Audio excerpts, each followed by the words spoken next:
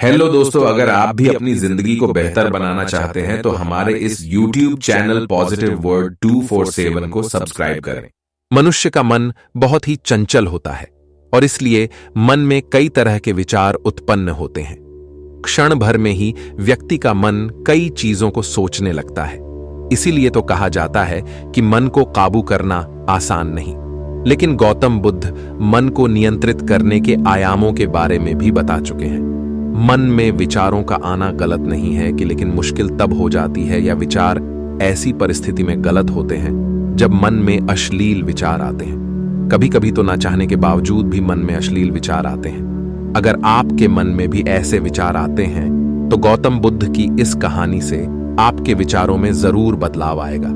अश्लील विचारों को कैसे रोकें? बुद्ध अपने भिक्षुओं को उपदेश देने के साथ ही उन्हें भिक्षाटन के लिए भेजते थे। एक बार उन्होंने अपने भिक्षु भरत को भिक्षा लेने के लिए एक श्राविका के घर भेजा।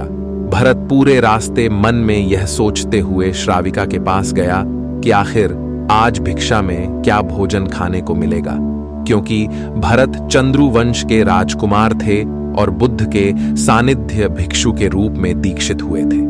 हमेशा भरत को महल में खाने के लिए स्वादिष्ट पकवान मिलते थे, लेकिन आज भिक्षा के रूप में उसे जो भी मिलेगा संतुष्ट होना पड़ेगा।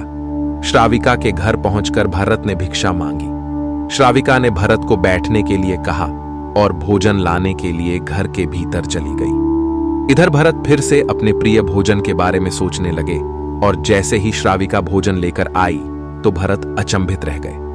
भरत ने देखा कि श्राविका ने उनके लिए उनके पसंदीदा पकवान परोसे हैं और अपने प्रिय भोजन को देखकर वह खुश हो गए।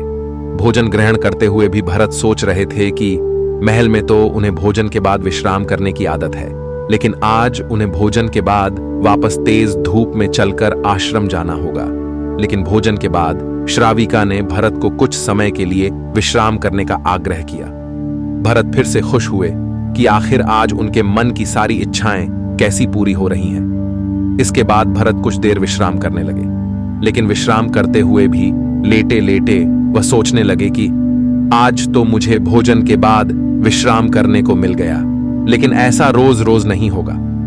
जब भरत विश्राम के बाद उठे तो श्राविका ने कहा कि आप जब तक चाहे यहां ठहर सकते हैं। बुद्ध के प्रेरक विचारों से प्रभावित होकर जब खूबसूरत वैश्या आम्रपाली बन गई भिक्षुकी भरत अब समझ गए कि ये कोई संयोग नहीं हो सकता। उन्होंने श्राविका से कहा कि मुझे क्षमा कीजिए, क्या आप मेरा मन पढ़ सकती हैं? श्राविका ने हाँ में उत्तर दिया और कहा कि हाँ, मैं मन पढ़ सकती हूं। शुरू में यह कठिन था, लेकिन फिर मैंने स्वयं के मन विचारों को देखना शुरू किया। पहले मेरे विचारों की संख्या अनगिनत हुआ करती थी। इसके बाद मैंने विचारों पर ध्यान केंद्रित किया, बिना पक्ष विपक्ष के अपने विचारों को देखने लगी।